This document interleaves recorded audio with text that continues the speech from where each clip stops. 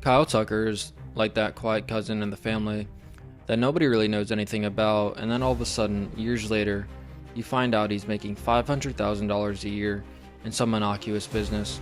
Kyle Tucker has been one of the more underrated players in the sport for years, and it has seemingly hit his crescendo this offseason, as the talk he was going to receive a deal of over $400 million has gone away.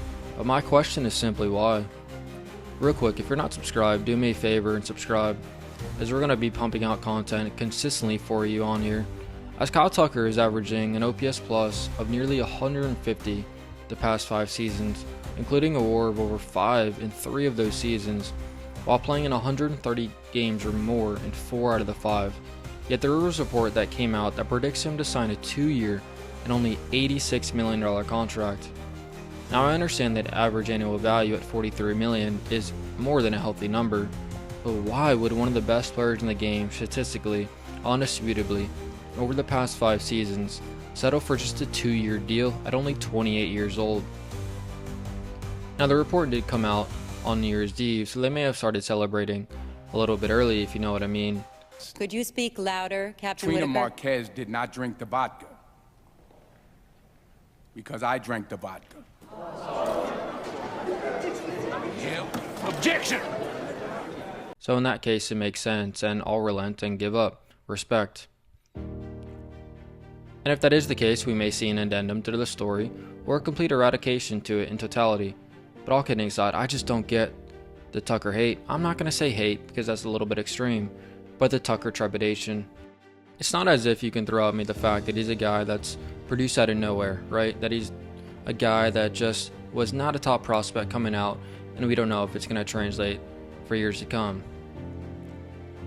Because that's not true at all. He was a blue chip kind of guy, a 5th overall pick out of the SEC, drafted by a team in the midst of a dynasty, where he was thrusted in to pennant races and big time playoff games immediately, and comported himself admirably, as in 2021, the American League pennant Astros received an 874 OPS from their 24-year-old outfielder. And the next year, where they took down the Nets, where they took home a piece of metal, he has 3 home runs in just 13 games. And last year, in his only year in Chicago, in a walk year, he had 10 extra base hits and an on-base percentage of .375 in just 8 games. So do the math with your big brain self. Every game in the playoffs, Chicago received at least 1 extra base hit from Tucker. That's not terrible, not bad, not too shabby, huh? Oh, and should I amplify the point that the 2 teams that he's played for were the Houston Astros and Chicago Cubs? Not exactly the Pittsburgh Pirates and Tampa Bay Rays. What also makes the lack of perceived interest in Kyle at a high number even more confounding is the teams that could use him the most are the big market teams, starting with the New York Mets. If you look on MLB.com right now for the Mets depth chart, they quite literally have Tyrone Taylor starting at left field and in center. Now, I don't work there, and I'm not the biggest, smartest human, but I can assure you that that won't be the case. But that just illuminates my point of their need for an outfielder. You probably don't even want him starting at 1 position, let alone 2. I understand they let Pete Alonso walk and Edwin Diaz walk and traded Brandon Nimmo, but I guarantee you Steve Cohen still wants to spend money and compete for a World Series.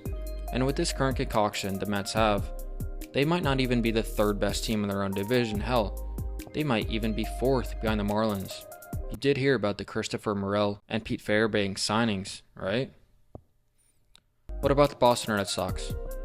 Their wanting to trade Jarren Duran has been the worst kept secret in the land, and if they in fact go through with it, they'll have a need in the outfield, obviously. Use the money saved on Rafael Devers and reel in Tucker. The Sox couple-year rebuild has to be over now, as the fans in B-Town are starting to get antsy. Sign Tucker, and the noise on talk radio all of a sudden will start to dissipate.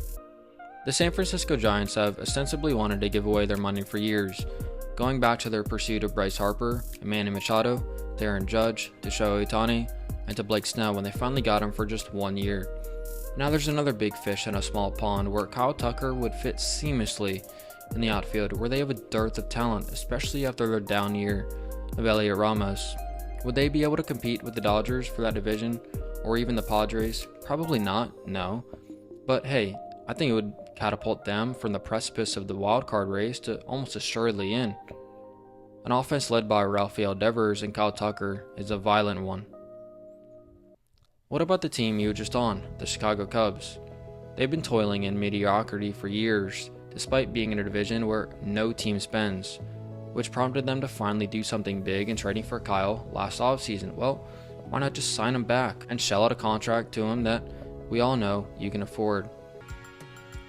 Kyle Tucker is undeniably one of the more polished hitters in the sport, and has always been one of the better fielders in the game, going back to his college days at Florida. He's also a lefty. He's also only 28 years old. The seemingly lack of interest at a high number is truly confounding, and I don't understand why. He deserves to be paid easily in the $400 million range. Help me polarize, help me polarize, help me down. If you like this video, consider commenting, liking, sharing with a friend, and subscribing.